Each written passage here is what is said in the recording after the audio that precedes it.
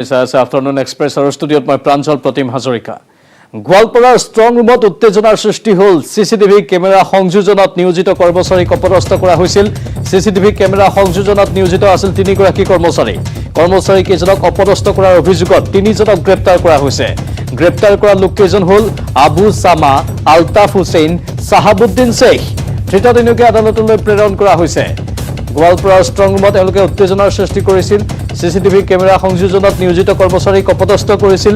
CCTV camera সংযোজনত নিয়োজিত আছিল 3গৰাকী কৰ্মচাৰী। কৰ্মচাৰীকেইজনক অপদস্থ কৰাৰ অভিযোগত আন 3জনক গ্ৰেপ্তাৰ কৰা হৈছে। ইতিমধ্যে নামসমূহ আমি কৈছোঁ। আবু সামা, আলতাফ হুছেইন আৰু সাহাবুদ্দিন শ্বেখক গ্ৰেপ্তাৰ কৰা হৈছে। ধৃত তিনিওকে আদালতলৈ প্ৰেৰণ কৰা হৈছে।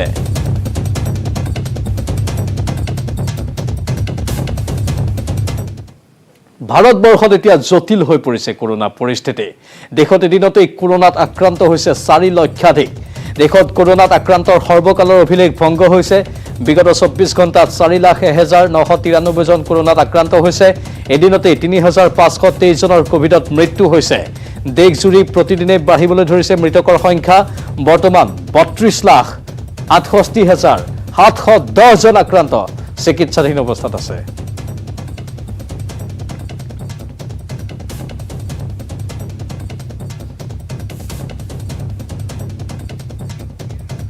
ইয়াৰ মাজতে দিল্লীত মৃত্যু হৈছে অসমৰ সাংবাদিক কল্যাণ বৰুৱাৰ।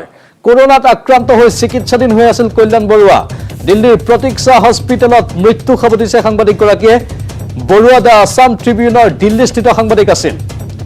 শুকুৰবাৰে নিশা 8:40 মৃত্যু হয় বৰুৱাৰ।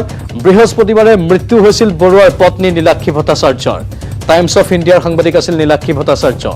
ইহ সংসাৰত তেওঁলোকে এগৰাকী 20 বছৰীয়া কন্যা সন্তানক এৰি থৈ গৈছে। দিল্লীত প্ৰায় 27 বছৰজোৰা এক দীঘলীয়া পৰিক্ৰমাত কল্যাণ বৰুৱাই এক সুকীয়া স্থান দখল কৰিছিল। সমগ্ৰ দেশত আলোড়ন সৃষ্টি কৰিব পৰা বহুকেইটা এক্সক্লুচিভ ষ্টৰী তেওঁৰ বাইলাইনত প্ৰকাশ পাইছিল। ইন্দ্ৰ কুমাৰ গুজৰালৰ পৰা মনমোহন সিঙলৈ প্ৰতিজন প্ৰধানমন্ত্ৰীৰ একাধিক বিদেশ ভ্ৰমণৰ সাক্ষী আছিল বৰুৱা। বাতৰি সংগ্ৰহৰ কাৰণে প্ৰধানমন্ত্ৰীৰ বিদেশ ভ্ৰমণৰ সহযাত্ৰী হৈছিল তেওঁ বহুবাৰ। প্ৰেছ কাউন্সিল অফ ইণ্ডিয়াৰ দুবাৰকৈ সদস্যৰ দায়িত্ব পালন কৰাৰ উপৰিও বৰুৱা মৃত্যু পৰ্যন্ত প্ৰেছ ক্লাব অফ ইণ্ডিয়াৰ নিৰ্বাচিত কাৰ্যকৰী সদস্য আছিল আৰু নৰ্থ ইষ্ট মিডিয়া ফৰামৰ সভাপতি হৈ আছিল। কেৱল সাংবাদিকেই নহয়, তেওঁৰ সান্নিধ্য লাভ কৰা প্ৰতিজন ব্যক্তিয়েই আজি শোকগ্ৰস্ত। সৰ্বদা মানুহক সহায় কৰাৰ প্ৰৱণতা পুহি ৰখা বৰুৱাক সহস্ৰজনে স্মৰণ কৰিছে। দ্য আছাম ট্ৰিবিউন কাকতে বৰুৱাৰ মৃত্যুত প্ৰতিষ্ঠানটোৱে এক শক্তিশালী স্তম্ভ হেৰুওৱা বুলি উল্লেখ কৰিছে। মুখ্যমন্ত্ৰী সৰ্বানন্দ সোণোৱালে বৰুৱাৰ বিয়োগ সংবাদ জগতৰ কাৰণে অপূৰণীয় ক্ষতি বুলি অভিহিত কৰিছে। হিমন্ত বিশ্ব শৰ্মাই বৰুৱাৰ বিয়োগত গভীৰ শোক প্ৰকাশ কৰে। বৰুৱাৰ পত্নী নীলাক্ষী ভট্টাচাৰ্যৰ সকলো কোভিড প্ৰটকলৰ মাজত গুৰুগ্ৰামতেই অন্ত্যেষ্টিক্ৰিয়া সম্পন্ন হয়। আজিও অনুৰূপ ধৰণে কল্যাণ বৰুৱাৰ শেষকৃত্য সম্পন্ন হ'ব।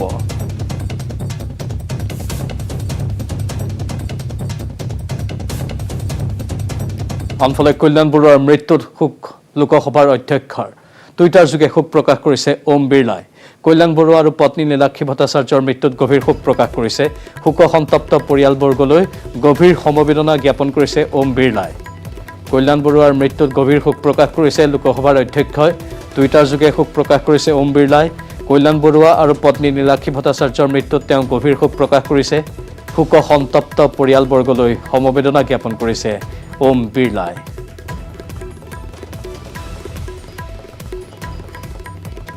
ইয়াৰ মাজতে দিল্লীত মৃত্যু হৈছে অসমৰ আন এজন সাংবাদিকৰ।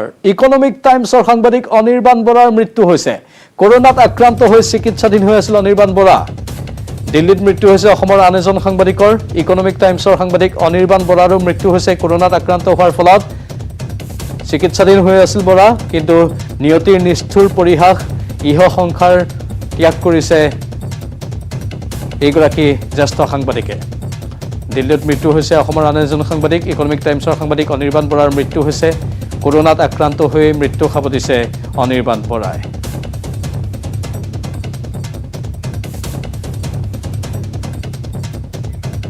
আনফালে জনপ্ৰিয় গায়িকা পাৰ্বিন পৰীৰো মৃত্যু হৈছে। কৰোনাত আক্ৰান্ত হৈ মৃত্যু হৈছে পাৰ্বিন পৰীৰ। GNRC হস্পিটেলত চিকিৎসাধীন হৈ আছিল কণ্ঠশিল্পীগৰাকী। দুদিন পূৰ্বে পাৰ্বিনৰ পিতৃও কোভিডত মৃত্যুমুখত পৰিছিল। পাৰ্বিন পৰীৰ মৃত্যুত ৰাজ্যৰ সাংস্কৃতিক মহলত গভীৰ শোকৰ ছাঁ পৰিছে। এটাৰ পাছত আন এটা দুৰ্ভাগ্যজনক খবৰ আহি আছে। ইয়াৰ পূৰ্বে কণ্ঠশিল্পী ভিতালী দাসে মৃত্যুক আকোৱালি লৈছিল তাৰ পাছত পাৰবিন পৰিৰো মৃত্যু হৈছে শোকাকুল পৰিৱেশৰ সৃষ্টি হৈছে ৰাজ্যৰ সাংস্কৃতিক মহলত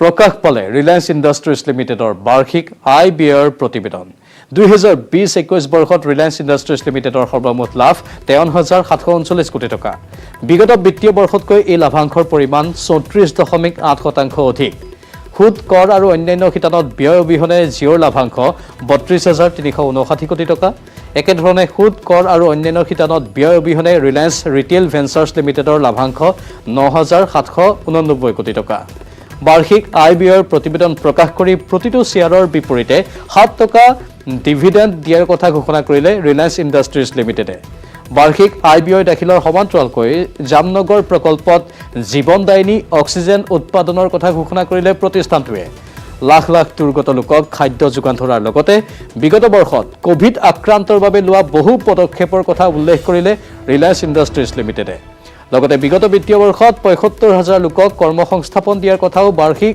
আয় ব্যয়ৰ প্ৰতিবেদনত উল্লেখ কৰিছে ৰিলায়েন্স ইণ্ডাষ্ট্ৰিজ লিমিটেডে সৰ্বমুঠ 53,739 কোটি টকাৰ লাভাংশৰে দেশৰ অন্যতম শীৰ্ষস্থানৰ প্ৰতিষ্ঠান হিচাপে পৰিগণিত হৈছে ৰিলায়েন্স ইণ্ডাষ্ট্ৰিজ লিমিটেড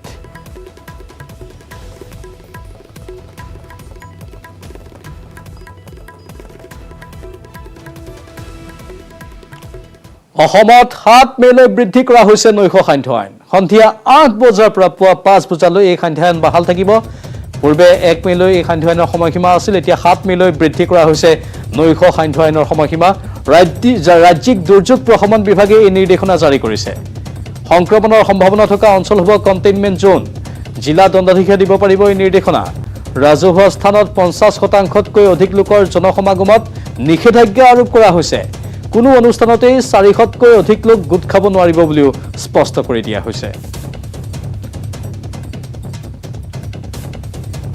এইবোৰ খবৰ ৰাজ্যিক দুৰ্যোগ প্ৰশমন বিভাগৰ গুৰুত্বপূৰ্ণ নিৰ্দেশনাৰ নিশা 8 বজালৈ খোলা ৰাখিব পাৰিব ৰেষ্টুৰাঁ আৰু ধাবা অৱশ্যে ৰেষ্টুৰাঁ আৰু ধাবাত নিশা 8 বজালৈকে যদিও খোলা থাকিব তাত গৈ কিন্তু খাদ্য গ্ৰহণ কৰিব নোৱাৰিব তাৰ পৰা খাদ্যসমূহ লৈ যাব পাৰিব টেক এৱে বুলি কোৱা হৈছে ইফালে নিশা 8 বজাৰ পাছত হোম ডেলিভাৰীৰ অনুমতি দিয়া হৈছে স্থানীয় প্ৰশাসনৰ নীতি নিয়ম মতেই কৰিব পাৰিব হোম ডেলিভাৰী জৰুৰীকালীন সেৱাত জড়িত চৰকাৰী বেচৰকাৰী কৰ্মচাৰীসকলক সান্ধ্য আইনৰ পৰা ৰেহাই দিয়া হৈছে কৰ্মচাৰীসকলে দেখুৱাব লাগিব পৰিচয় পত্ৰ ৰেহাই দিয়া হৈছে পৰিৱেশ আৰু বন সুৰক্ষা কৰ্মী কণ্টেইনমেণ্ট জোন ঘোষণাৰ ক্ষেত্ৰত জিলা প্ৰশাসনক কৰ্তৃত্ব দিয়া হৈছে 10% লোক কৰোনাত আক্ৰান্ত হলে ল'ব পাৰিব সিদ্ধান্ত চিকিৎসালয়ত 60% বিচনা ৰোগীৰে ভৰ্তি হলেও প্ৰশাসনে ল'ব নিজা সিদ্ধান্ত কণ্টেইনমেণ্ট এলেকাত প্ৰযোজ্য হ'ব সান্ধ্য আইন কণ্টেইনমেণ্ট হলে বন্ধ থাকিব শ্বপিং মল ৰেষ্টুৰেণ্ট কণ্টেইনমেণ্ট হলে বন্ধ থাকিব সুইমিং পুল কণ্টেইনমেণ্ট হলে বন্ধ থাকিব ধৰ্মীয় অনুষ্ঠান জিম কণ্টেইনমেণ্ট হলে বন্ধ থাকিব স্পৰ্টছ কমপ্লেক্স বিবাহ অনুষ্ঠানত থাকিব পাৰিব 50 জন লোক অন্ত্যেষ্টিক্ৰিয়াত থাকিব পাৰিব 20 জন লোক ৰাজহুৱা পৰিবহণত 50% যাত্ৰীৰ অনুমতি দিয়া হৈছে চৰকাৰী বেচৰকাৰী কাৰ্যালয়ত 50% কৰ্মচাৰীৰ উপস্থিত থাকিব পাৰিব অসমত একেদিনাই কৰোনাত পুনৰ 26 জন লোকৰ মৃত্যু হৈছে শুকুৰবাৰে নতুনকৈ আক্ৰান্ত হৈছে 3,197 জন কামৰূপ মহানগৰত আক্ৰান্ত হৈছে 1,184 জন মুঠ কোভিড টেষ্ট কৰা হৈছিল 72,239 জন লোকৰ শুকুৰবাৰে কৰোনাত আৰোগ্যৰ হাৰ 90%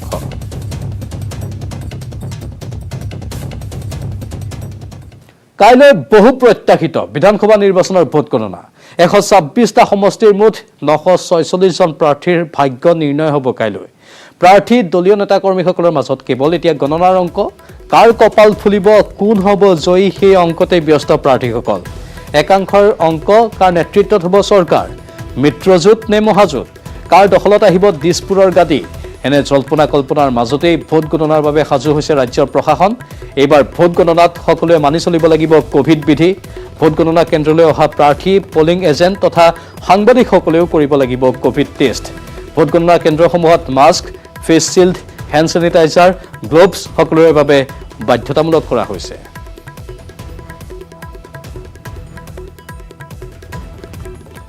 আৰু আফটাৰনুন এক্সপ্ৰেছত এইখিনিতে সময় হৈছে বাণিজ্যিক বিৰতিৰ